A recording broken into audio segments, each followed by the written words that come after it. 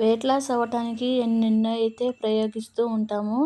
వేలు వేలు డబ్బులు పెట్టయితే ప్రోటీన్స్ పౌడర్ అని అవని ఇవని కొనుక్కుంటూ ఉంటాము.